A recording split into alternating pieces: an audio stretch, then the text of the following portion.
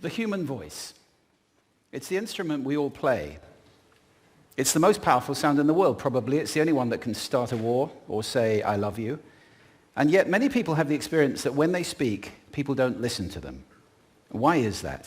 How can we speak powerfully to make change in the world?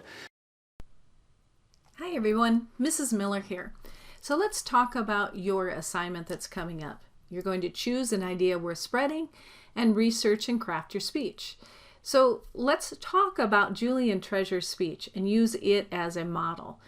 He has this wonderful speech that we've watched, How to Speak So That People Want to Listen. It has over 46 million views, and so it's a really good one to deconstruct and see how he moves throughout his speech. He actually has 4 moves or 4 pivots in the speech. Starts with the introduction that we just watched, and then he moves into the 7 deadly sins, which is interesting because he tells us that he's going to talk to us about how to make people listen, but he gives us the antithesis or antithesis, and he gives us this list of things not to do: gossip, judgment, negativity, complaining. I love the word blame throwers, and the penultimate or the second to last, exaggeration.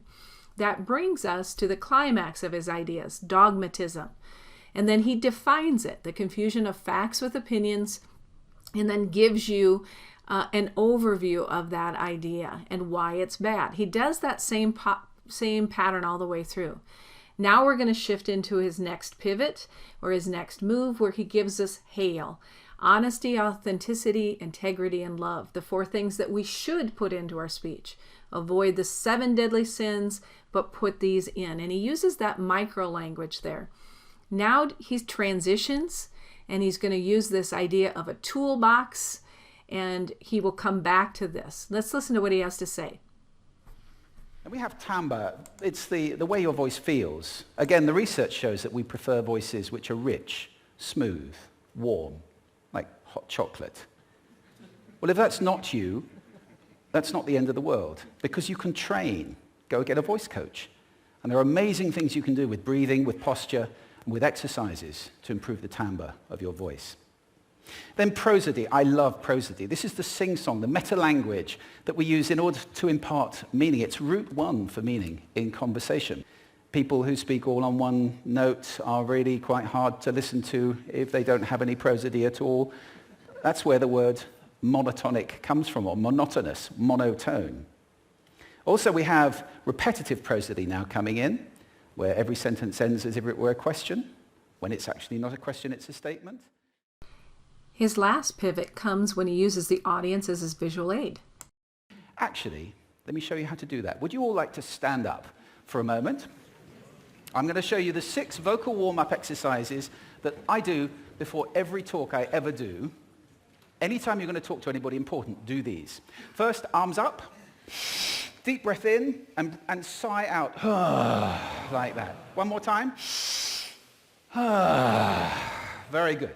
Now we're going to warm up our lips, and we're going to go bop, bop, bop, bop, bop, bop, bop, bop. Very good. And now, just like when you were a kid. Now your lips should be coming alive. We're going to do the tongue next with exaggerated la, la, la, la, la, la, la, la, la. Beautiful. You're getting really good at this. And then roll an R.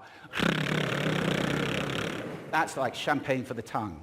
Finally, and if I can only do one, the pros call this the siren. It's really good. It starts with we and goes to or. The we is high, the or is low. So you go wee, or, wee. Fantastic. Give yourselves a round of applause. After he uses the audience as his visual aid, he transitions by bringing up the toolbox again before moving into his conclusion. We speak not very well to people who simply aren't listening in an environment that is all about noise and bad acoustics. Then he asks 2 rhetorical questions and repeats that pattern again. What would the world be like if we were speaking powerfully to people who were listening consciously in environments which were actually fit for purpose? Or, to make that a little bit larger, what would the world be like if we were creating sound consciously and consuming sound consciously and designing all our environments for sound? All right, folks, we spent the last few minutes looking at Julian Treasure's speech, so it's time for you to get started. You want to start with your research and then begin to craft your speech and then practice, practice, practice.